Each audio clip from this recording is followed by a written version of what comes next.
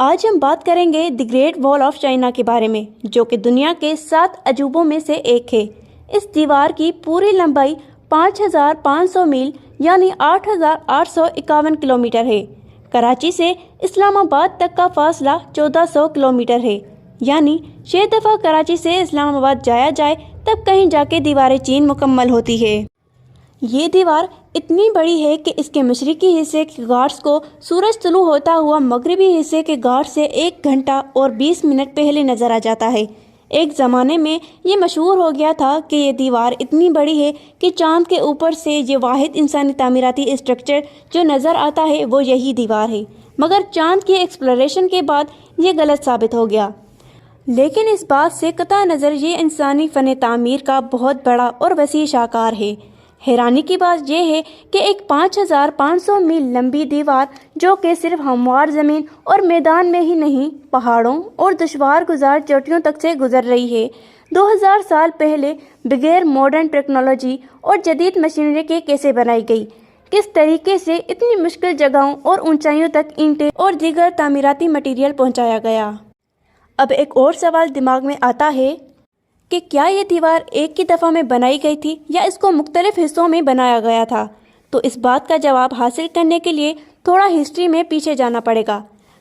پچھلے دور میں چائنا ایک ملک یا ریاست نہیں بلکہ بہت ساری ریاستوں میں بٹا ہوا تھا، اور ان کی ریاستوں پر مختلف فیوڈل لارڈز کی حکومت تھی۔ اپنی اپنی ریاستوں کو بیرونی حملوں سے بچانے کے لیے ان لارڈز نے اونچی اونچی دیواریں بنائی۔ پھر 200 BC میں ایک حکمران چنگ شی ہانگ نے ان ساری ریاستوں کو متحد کر کے ایک ریاست کی بنیاد رکھی، اور ان ریاستوں کی حفاظت کے لیے ان سب دیواروں کو آپس میں جوڑ دیا۔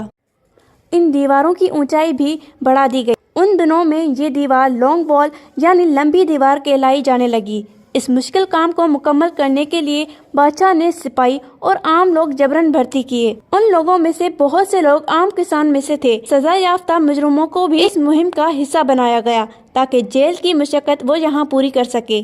ہانگ حکمران کے دور میں اس دیوار کی لمبائی 3700 میل ہو چکی تھی۔ یہ دیوار پھیل تو گئی مگر جبری مشقت کے ظلم و ستم کی وجہ سے یہ ایک بدنام زمانہ جگہ بن گئی جہاں پر کام کرنے والے ہمیشہ دہشت اور خطرے کا شکار رہتے تھے۔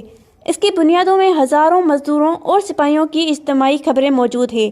نہ صرف بنیادوں بلکہ دیواروں کے اندر بھی بہت سے ہلاک ہو جانے والے مزدور دفن ہیں۔ زیادہ تر مزدور بھوک، حادثات اور تھک کر اونچائی سے گر جانے کی وجہ سے ہلاک ہوئے۔ یہ دیوار مضبوط ضرور تھی مگر ناقابل تسخیر کبھی بھی نہ رہی، اور بالآخر ایک دن اس پر وہی لوگ حکمرانی کرنے لگے جسے بچانے کے لیے اس کو بنایا گیا تھا۔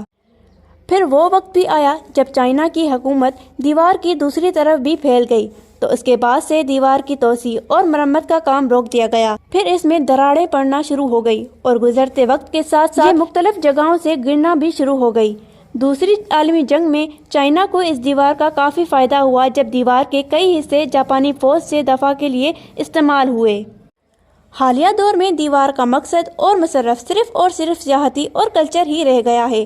ہر سال اس دیوار کے نئے حصے اور شاخیں دریافت ہو رہی ہے جو کہ ایک نئی کہانی کو جنم دیتے ہیں۔ آخر میں سب سے مزیدار بات یہ ہے کہ دیواریں چین کے بنانے کا مقصد باہر کے لوگوں کو چائنا سے باہر ہی رکھنا تھا، مگر اب یہی دیوار چائنا کی سب سے بڑی ٹورسٹ اٹریکشن ہے، اور دنیا بھر سے لاکھوں لوگ ہر سال چائنا میں اس دیوار کو دیکھنے آتے ہیں۔